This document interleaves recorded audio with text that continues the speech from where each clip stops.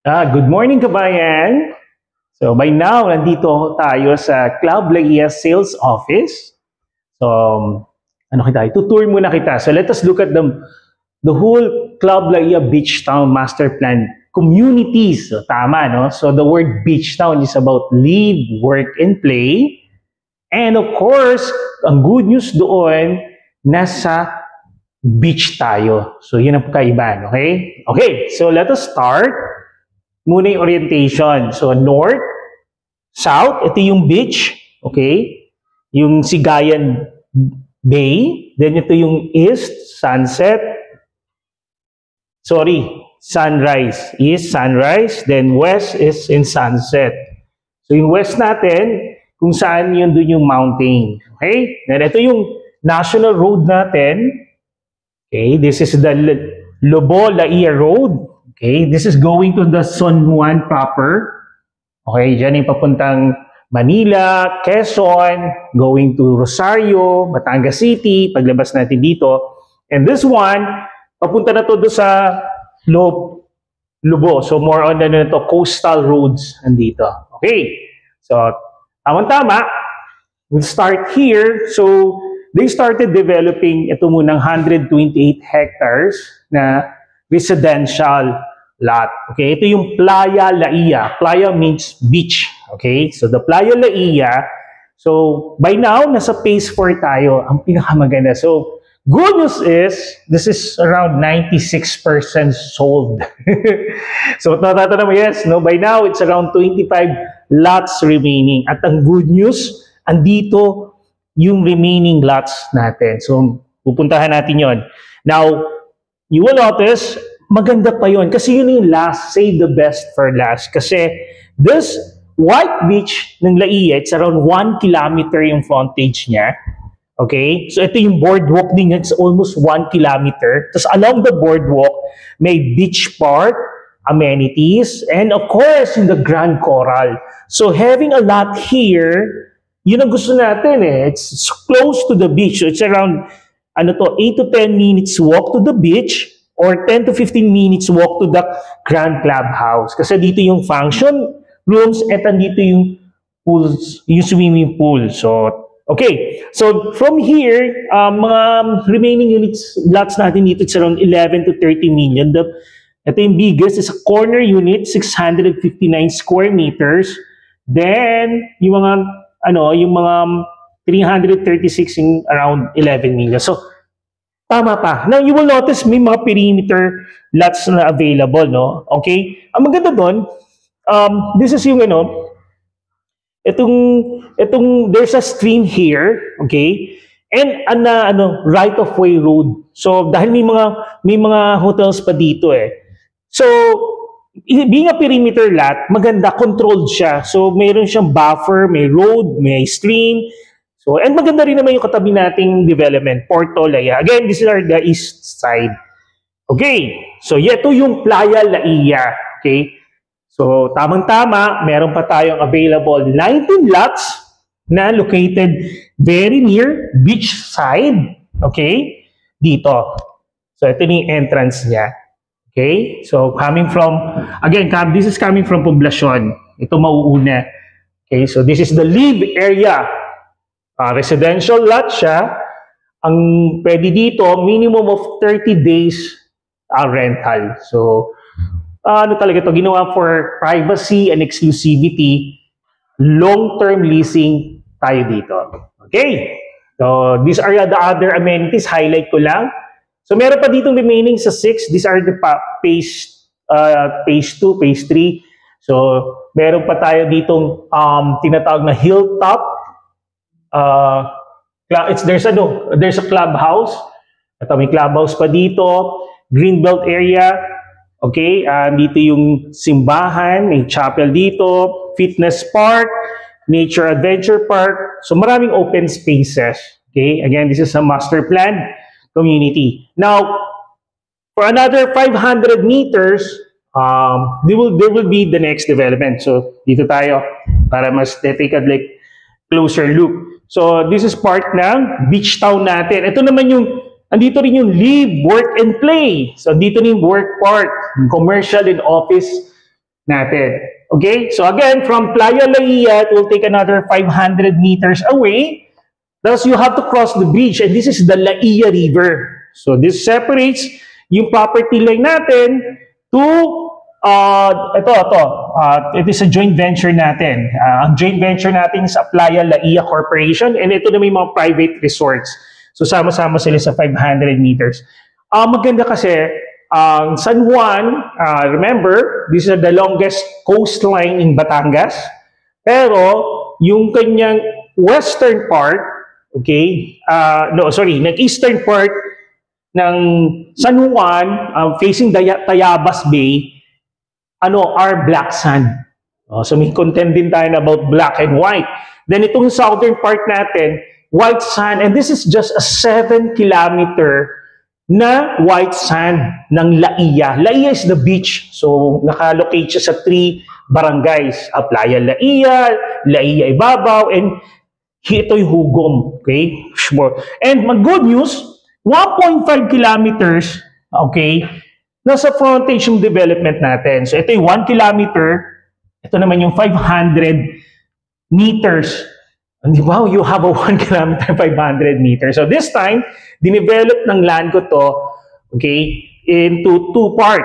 The Seaside District, Club Laia Seaside, and Club Laia Premier District.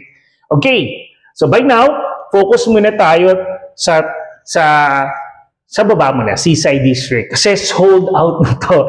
These are commercial lots. Commercial and office lots. Yung good news. Yung maganda. So around 100 lots lang to. So since launched 4 years ago, sold out first for the reason na commercial eh. Kaya maasahan natin. Okay? So it's a master plan community. So think of a BGC. Laging sinasabi ko, when we talk about beach town, imagine it's BGC and Boracay. Diba?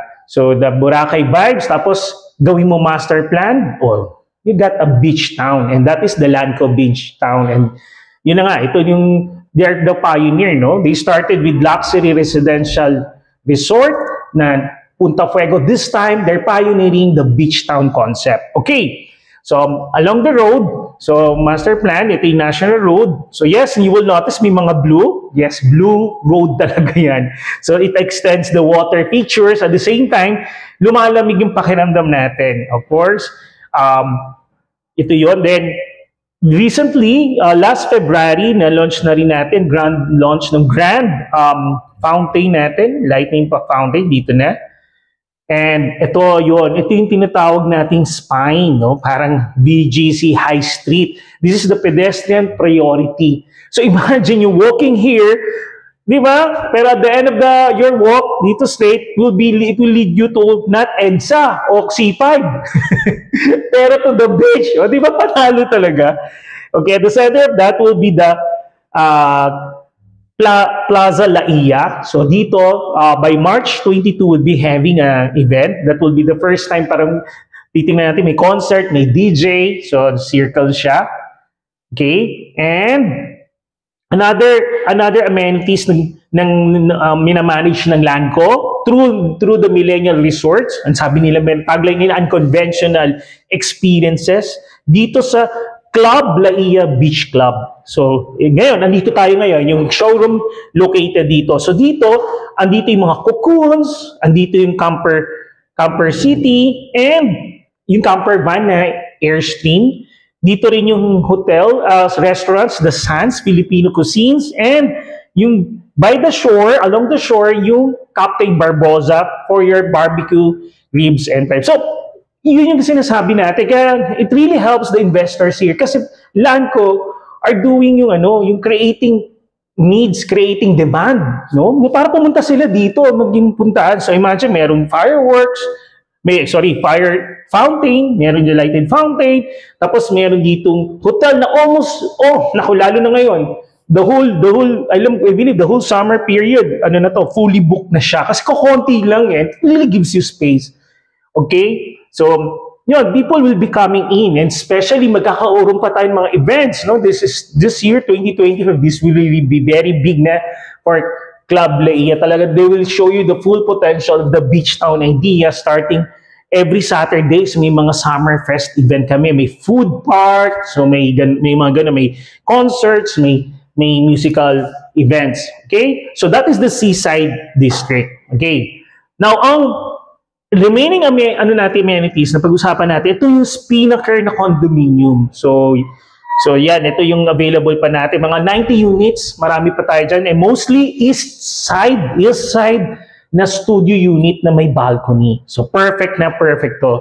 Okay, so kabayan, after that, let us cross the street. So this is the National Road. Okay, so ito naman yung tinatawag nating Premier District. Okay, so by now, ang highlight ng event na, rin natin, Premier District, it is well designed. You'll notice in spine niya will be the linear pool, lighted pool. Ito yung highlight, 233 meters.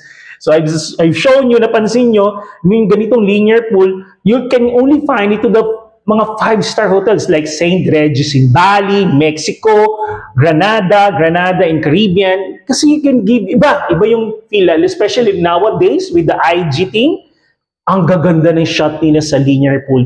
Now, talagang binibigyan iniisip din ni Landco when they designed in such a way, it will be attracted na magpupuntahan. There's more reasons for tourists. Okay, by now, 2024 numbers, it's around 2.5 million tourists, local and international. Almost 1 million talaga tourists na nagstay. So, the need for accommodations talaga are getting bigger and bigger. And compare ng before the lockdown, that was only 500,000. So imagine yung jump in a matter of 5 years. So pataas ng pataas the need. And with the Landco, investment in creating demand, padami pa ng padami. Okay? So going back here, there's another reason for tourists, for tourists to go here and rent. Okay, aside from that, maglalagay pa ng sports hub, ng events hub for the MICE, the meeting, conventions, andito, incentives. Ito sports hub, kasi Manny Banibi Pangilinan, the MVP group, they're heavy talaga investment into sports. Sa basketball, volleyball, cycling. So, andito na. So, last 2 years ago, din ginawa nila yung 3x3 sa Calatagan, one of the beach town naman. So, imagine magkakaroon ng ganun mga events, volleyball, basketball, 3x3. So, pupunta dito. So, more people be coming in, spending time, spending night. So, yun yung reason. And of course, incentives. So, kung ito yung mga, by now, two days ago, today is Sunday, it's March, sa Friday, Saturday, merong company event. Dito sila gumawa ng tent, ng mga around 200 meters tent. So, ang guest ng mga company, it's around 700 employees to 900. Yesterday, 900. So, ganun. Tapos ngayon, magdadagdag pa nito. So, more people will be coming in. So, we need more people investing. So, perfect talaga when you invest here. This one naman is perfect for your residential and short-term leasing. Pwedeng-pwede. The bed and breakfast concept. Ito. So, yes, beach town, just like any business district in Metro Manila, same concept. So expect talaga people will be coming in. They have more reasons to be here. They want to live here. They want to spend time here. And for obvious reason, may beach pa tayo. This is way better than a business district in Manila. Agree ba kaya? Agree ka ba, kabayan? Di ba? Tama? Ewan ka, kaya nga nanonood ka. So, again, kabayan, congratulations for your Spinnaker studio unit. So, hope this video will really help you para ma-spread natin yung investment potential, the whole Laia Beach Town. Okay? So, again, just a recap. This is your Playa Laia or residential exclusive. This is for long-term leasing if you want to make it investment. And on the western side, ang ganda nito, may bundok dito It's the Mount Hugom and Mount the Guldol. And this one, investment, by now meron tayong beach, literal talaga, beachfront, condominium, the Spinnaker. And andito rin yung ating Premier District for your bed and breakfast investment, or if you want it to be residential, syempre, let's take advantage of the potential na maging, somehow mag-earn. So, yun yung ginagawa ng isang beach town. Okay? Congratulations! Okay, sabi ko nga, for your investment. Thank you. Ilan? 10 minutes, no?